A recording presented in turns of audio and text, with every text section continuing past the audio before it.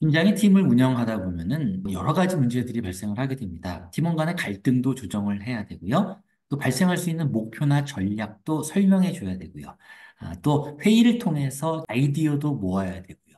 이럴 때 팀장의 가장 중요한 역량은 뭘까요? 이구동성으로 하는 얘기가 있습니다. 팀장은 소통만 잘하면 된다.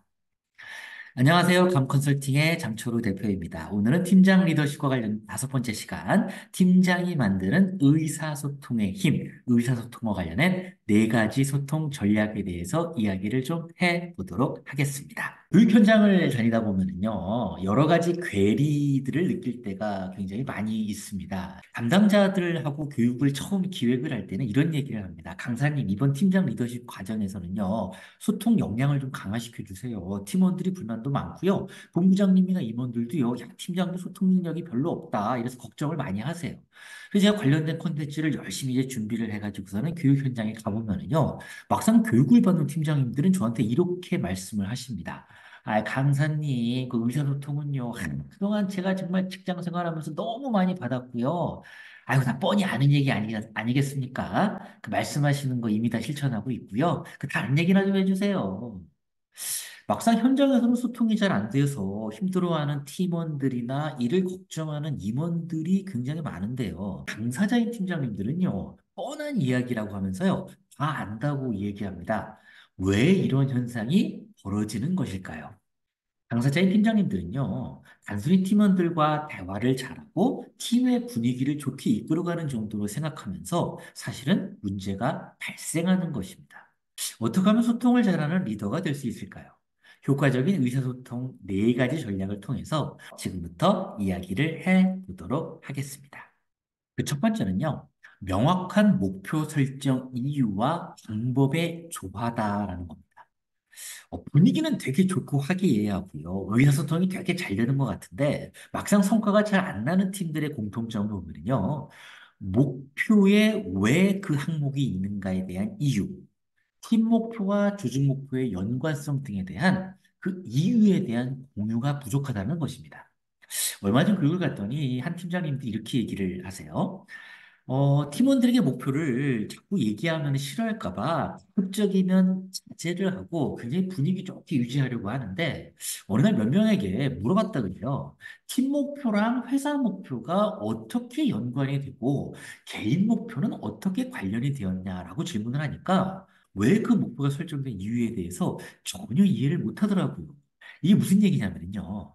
그러니까 팀장 교육만 가면 맨날 목표를 구체적으로 제시하라고 많이들 하잖아요. 이게 스마트 여러분 들어보셨을 거예요. 구체적으로 측정 가능하고 달성 가능하고 시간이 한정돼서 그런데요. 이렇게 목표를 구체적으로 수단화되는 방법론적인 얘기만 하면은요. 목표가 갑자기 성가신 일이 됩니다. 그러다 보면은 큰 그림을 볼 줄 모르고요.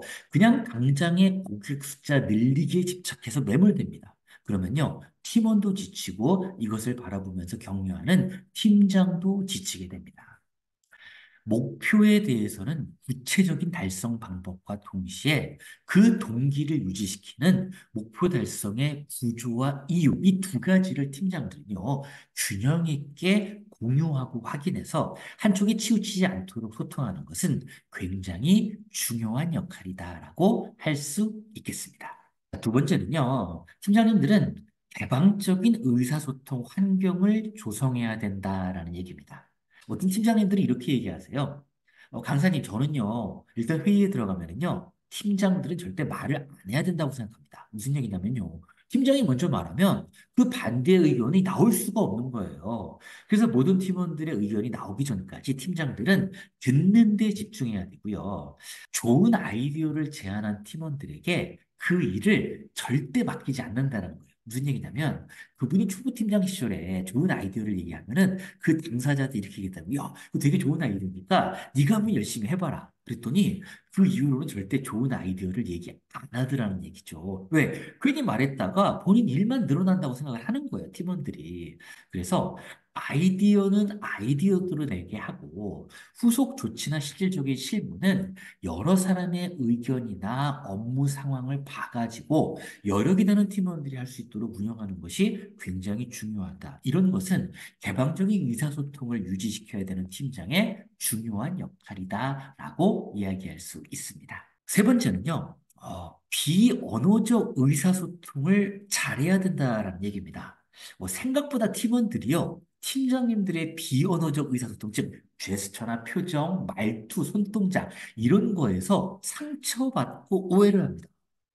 팀원의 의견에 팀장이 얼굴색이 막 변하거나, 본인의 의견이 싫다고 느낄 만한 막 그런 표정 변화가 나오면 팀원들은요, 즉각적으로 이걸 캐치합니다. 근데 사실은 나중에 알고 보면은요, 팀장은 팀원이 보고할 때, 당시 그 본부장이 다른 지시사항을 막 그 생각하느라고, 딴 생각의 표정이 바뀐 거였는데, 팀원이 그걸 모르고 오해했던 거죠. 나중에 술자리에서 팀원의 말을 듣고, 야, 그 내가 앞으로 표정 관리나 이런 거를 되게 신경 써서 잘해야겠구나, 라는 말씀을 하시는 팀장님들도 계셨고요. 자, 마지막은요. 갈등을 해결하기 위한 적극적인 의사소통을 해야 된다라는 얘기입니다. 팀장님들에게 세 가지 정점을 좀 기억하라라고 말씀드리고 싶습니다. 첫 번째는요, 갈등의 종류를 따져봐라는 얘기입니다. 많은 사람들이요, 갈등은 좋지 않은 거기 때문에 빨리 화합하고 잘 커뮤니케이션 해야 된다 이런 분도 계시는데, 사실은 갈등은 두 가지 종류가 있습니다. 첫 번째 갈등은 뭐냐면요, 일을 하다 보면 자연스럽게 발생하는 이해관계의 충돌이나 시각 차이, 프로세스 문제 등으로 당연히 발생할 수 있는 갈등입니다. 이 것만 해결이 되면 굉장히 큰 시너지가 나고요. 결과적으로 성과에 도움이 됩니다. 이것을 우리는 보통 자원 갈등이라고 얘기하고요. 반면에 업무 외적인 인간적인 불신으로 발생할 수 있는 갈등들이 있습니다. 그냥 사이가 안 좋은 거예요. 그래서 어떤 상황이 되더라도 심신이 지치고 잘 해결이 안 되는 갈등이 있죠. 이걸 우리는 뭐라 그런다? 관계 갈등이라고 얘기합니다. 팀장은 이 갈등이 벌어졌을 때 이 갈등이 자원 갈등이냐 아니면 관계 갈등이냐라는 것을 구별하실 필요가 있습니다. 자, 두 번째는요. 자원 갈등은 단기적이기 때문에 초반에 해결하려고 노력하는 게 좋습니다. 자, 무슨 얘기냐면, 새롭게 팀이 구성돼서 함께 일했을 때 이거는 누구의 실적이 될 것이냐, 그 실적의 기여를 어떻게 나눌 것이냐, 이런 문제가 발생할 경우는 어떻게 결정할 것이냐, 라는 일을 하다 보면 자연스럽게 발생할 수 있는 여러 가지 갈등 요소들이 있습니다. 그런데 이 갈등은 대부분 자원 갈등이죠. 이건 어떻게 해야 된다? 초기에 해결해야 됩니다. 어떤 분들은 이런 분들이 계세요. 이런 거는 나중에 문제 발생할 때 그때그때 얘기하는 거로 합시다라고 하면은요. 처음에 이 갈등을 피하고 일을 하다가 나중에 자원 갈등이 발생을 하게 되면 그때마다 룰이나 원칙을 정하느라고 이 갈등이 관계 갈등으로 영향을 미치는 경우들이 많이 생깁니다. 그래서 처음에 좀 갈등이 생기더라도 빠르게 초창기의 자원 갈등인 경우는 룰의 원칙을 정하는 게 굉장히 중요합니다. 세 번째, 관계 갈등은 장기전입니다. 그래서 지속적으로 개입하고 관리해야 된다라는 얘기입니다. 만약에 팀원들 사이의 갈등이 관계 갈등이라면요. 사실은 둘 중에 한 명을 다른 팀으로 보내면 되게 좋습니다. 그런데 이제 그럴 수 없는 경우가 많죠. 이럴 때 팀장이 중요한 거는 적극 개입해야 하는 겁니다. 무슨 얘기냐면 이 관계 갈등은 되게 사소한 것도 있고 큰 것도 있습니다. 근데 이제 사소한 일이 발생할 경우 팀장들은 그냥 뭐 둘이 알아서 잘 하겠지라고 하는 경우들이 많이 발생을 해요. 둘 사이에 뭔가 문제가 있어요. 그런 느낌이 발생하면요. 팀장은 즉각 개별 면담을 해서 각자의 의견을 들어야 됩니다. 그래서 사소한 거라도 원인을 파악하고 이것을 양쪽 모두 공감할 수 있는 내용으로 표시해서 해결해 줘야 됩니다. 관계 갈등은 작을 때 지속적으로 관리해야 돼요. 근데 이걸 조금만 놔둬서 커져버리면 어떤 일이 벌어진다? 팀의 성과에 굉장히 영향을 미칠 확률이 높습니다. 자, 그래서 여러분들은 관계 갈등인 경우는 어떻게 해라? 작은 것더라도 꾸준히 계속 지속적으로 관리할 수 있어야 된다라는 말씀을 드리고 싶습니다. 자, 이것으로 오늘 강의를 마무리 짓도록 하겠습니다. 오늘 강의가 좋았다면요, 좋아요, 구독, 댓글 부탁드리겠습니다.